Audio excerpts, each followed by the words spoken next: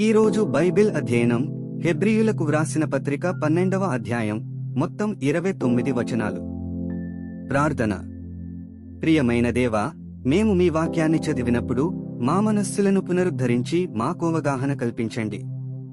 మీరు మా సమయాన్ని ఆశీర్వదించి మీకు దగ్గరగా రావడానికి మాకు సహాయం చేయండి.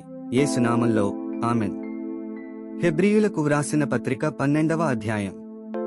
ఇంత గొప్ప సాక్షి సమూహము మేఘమువలె మనలను ఆవరించియున్నందున మనము కూడా ప్రతిభారమును సులువుగా చిక్కులబెట్టు పాపమును విడిచిపెట్టి విశ్వాసమునకు కర్తయు దానిని కొనసాగించువాడునైన యేసువైపు చూచుచు మన ఎదుట ఉంచబడిన పందెములో ఓపికతో పరిగెత్తుదము. ఆయన తన ఎదుట ఉంచబడిన ఆనందము కొరకై అవమానమును నిర్లక్ష్యపెట్టి సిలువను సహించి దేవుని సింహాసనము యొక్క కుడిపార్శ్వమున ఆసీనుడైయున్నాడు. మీరు అలసట పడకయు మీ ప్రాణములు విసుకకయు ఉండునట్లు పాపాత్ములు తనకు వ్యతిరేకముగా చేసిన తిరస్కారమంతయు ఓర్చుకునిన ఆయనను తలంచుకొనుడి. మీరు పాపముతో పోరాడుటలో రక్తము కారునంతగా ఇంక దానిని ఎదిరింపలేదు. మరియు నా కుమారుడా, ప్రభువు చేయు శిక్షను తృణీకరించకుము. ఆయన నిన్ను గద్దించినప్పుడు విసుకకుము. ప్రభువు తాను ప్రేమించు వానిని శిక్షించి తాను స్వీకరించు ప్రతి కుమారుని దండించును అని కుమారులతో సంభాషించినట్లు మీతో సంభాషించు ఆయన హెచ్చరికను మరచితిరి. శిక్షాఫలము పొందుటకై మీరు సహించుచున్నారు. దేవుడు కుమారులనుగా మిమ్మును చూచుచున్నాడు. తండ్రి శిక్షింపని కుమారుడెవడు? కుమారులైన వారందరూ శిక్షలో పాలు పొందుచున్నారు. మీరు పొందని ఎడల దుర్బీజులేగాని కుమారులు కారు. మరియు శరీర సంబంధులైన తండ్రులు మనకు శిక్షకులయుండిరి. వారి యందు భయభక్తులు కలిగియుంటిమి. అట్లయితే ఆత్మలకు తండ్రి అయిన వానికి మరి ఎక్కువగా లోబడి బ్రతకవలెను గదా. వారు కొన్ని దినముల మట్టుకు తమకిష్టము వచ్చినట్టు మనలను శిక్షించిరిగాని మనము తన పరిశుద్ధతలో పాలు పొందవలెనని మన మేలు కొరకే ఆయన శిక్షించుచున్నాడు. మరియు ప్రస్తుతమందు సమస్త శిక్షయు దుఃఖకరముగా కనబడునేగాని సంతోషకరముగా కనబడదు. అయినను దానియందు అభ్యాసము కలిగిన వారికి అది నీతియను సమాధానకరమైన ఫలమిచ్చును. కాబట్టి వడలిన చేతులను సడలిన మోకాళ్లను బలపరచుడి. మరియు కుంటికాలు బెనక బాగుపడు నిమిత్తము మీ పాదములకు మార్గములను సరళము చేసుకొనుడి. అందరితో సమాధానమును పరిశుద్ధతయు కలిగియుండుటకు ప్రయత్నించుడి. పరిశుద్ధత లేకుండా ఎవడును ప్రభువును చూడడు. మీలో ఎవడైనను దేవుని కృపను పొందకుండా తప్పిపోవునేమో అనియు చేదైన వేరు ఏదైనను మొలిచి కలవరపరచుట వలన అనేకులు అపవిత్రులై పోవుదురేమో అనియు ఒక పూట కూటి కొరకు తన జ్యేష్ఠత్వపు హక్కును అమ్మివేసిన ఏశావు వంటి భ్రష్టుడైనను వ్యభిచారి అయిననుండునేమో అనియు జాగ్రత్తగా చూచుకునుడి.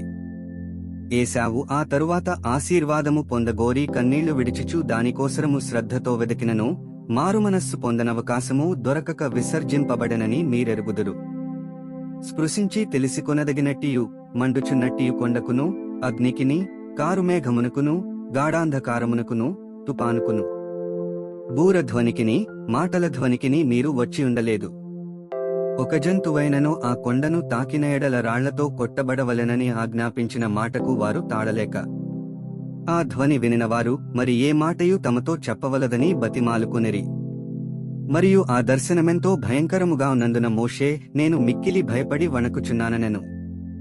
ఇప్పుడైతే సీయోనను కొండకును జీవముగల దేవుని పట్టణమునకు అనగా పరలోకపు యెరూషలేమునకును వేవేల కొలది దేవదూతల యొద్దకును పరలోకమందు వ్రాయబడియున్న జ్యేష్ఠుల సంఘమునకును వారి మహోత్సవమునకును అందరి న్యాయాధిపతి అయిన దేవుని యొద్దకును సంపూర్ణ సిద్ధి పొందిన నీతిమంతుల ఆత్మల యొద్దకును క్రొత్త నిబంధనకు మధ్యవర్తి అయిన యేసునొద్దకును హేబెలు కంటే మరిశ్రేష్టముగా పలుకు ప్రోక్షణరకతమునకును మీరు వచ్చియున్నారు.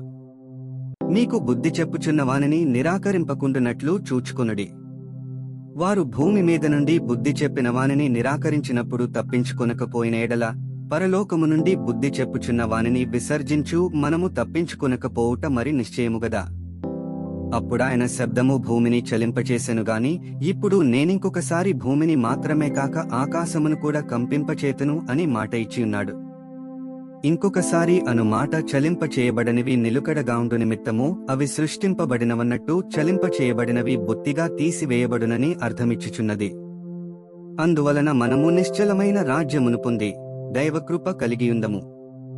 ఆ కృప కలిగి వినయ భయభక్తులతో దేవునికి ప్రీతికరమైన సేవ చేయుదము. ఏలయనగా మన దేవుడు దహించు అగ్ని అయ్యున్నాడు. 29 వచనాలు చదివియున్నాము. ముగింపు ప్రార్థన. సర్వశక్తిమంతుడైన దేవా, నీవే మార్గము, సత్యము మరియు జీవము. చదివిన వాక్యాన్ని మీ కృప ద్వారా మా హృదయాలలో ఉంచుకుని మా జీవితంలో అన్వయించుకోవడానికి మాకు సహాయం చేయండి. ఆమెన్.